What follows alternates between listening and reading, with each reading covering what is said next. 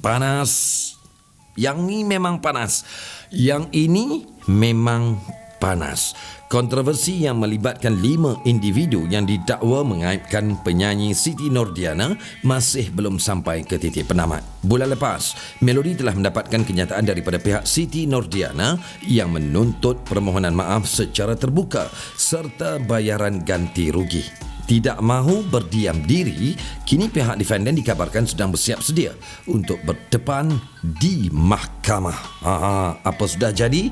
Jom kita dengar cerita ini.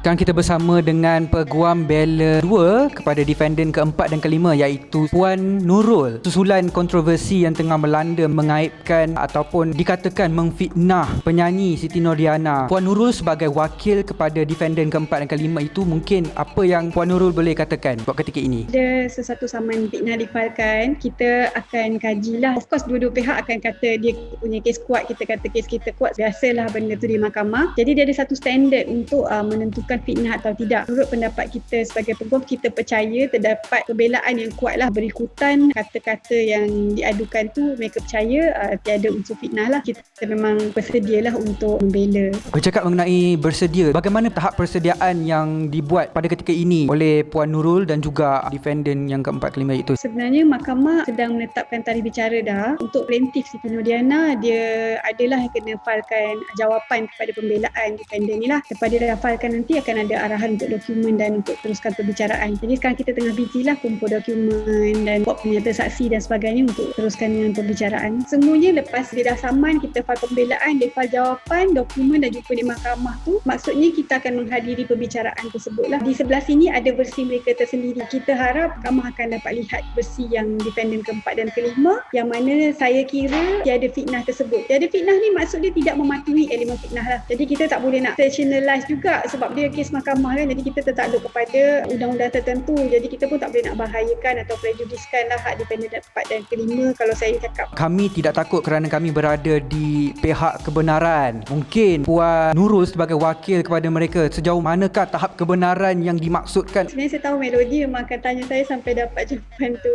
InsyaAllah bila dah ada keputusan nanti kita akan dapat tahulah kan. Cuma untuk sekarang kebenaran ada banyak. Kadang-kadang benar cerita tu, kadang-kadang fakta yang dilemparkan dua pihak pun ada kebenaran dia. Yang penting adalah untuk mencapai satu standard saman fitnah tu, saya rasa mereka ada pembelaan yang baik. Begitu saja. Pihak Siti Nordiana ada membuat tuntutan permohonan maaf secara terbuka dan juga ganti rugi. Mungkin dari side defendant, Puan Nurul memberi nasihat kepada defendant untuk memohon maaf secara terbuka ataupun apa-apa yang perlu dilakukan sewajarnya. Dalam kesemua kes-kes fitnah yang mana-mana pun, termasuk kes di sini, permohonan maaf ni adalah hak masing-masing untuk buat ataupun tidak. Walau bagaimanapun terdapat tuntutan-tuntutan lain selain daripada permohonan maaf tersebut yang menjadikan pembelaan dimasukkan dulu. Kita kena patuh prosedur mahkamah dulu. Lepas tu settlement between parties masih possible. Sekiranya kedua-dua pihak boleh ketepikan persengketaan dan sebagainya, kami peguam tak akan menghalang lah. Cuma daripada segi sudut kerja kita tu memang kita kena bela dulu, masukkan semua yang mahkamah arahkan sebab tak boleh tangguh. Lepas tu nanti kalau pihak-pihak sudi selesaikan dengan baik dengan permohonan maaf, kita akan menggalakkan cara tersebut lah. Macam Puan Nurul cakap tadi, sedang menunggu tarikh pembicaraan untuk mahkamah kan, dan sekarang pun tengah buat persediaan yang sewajarnya. Puan Nurul adalah wakil kepada defendant yang keempat dan kelima. Mereka mengatakan sebelum ini mereka tidak boleh memberi kenyataan selain daripada Puan Nurul. Sekiranya kalau kami pihak Melody ingin menghubungi mereka untuk memberi kenyataan, adakah Puan Nurul sendiri boleh memberi izin? Saya tak pernah membuat apa-apa halangan untuk memberi kenyataan. Apa yang saya maksudkan adalah kenyataan-kenyataan seperti mana yang tidak dibenarkan dan sepatutnya tu, mereka tidak ada halangan. Cuma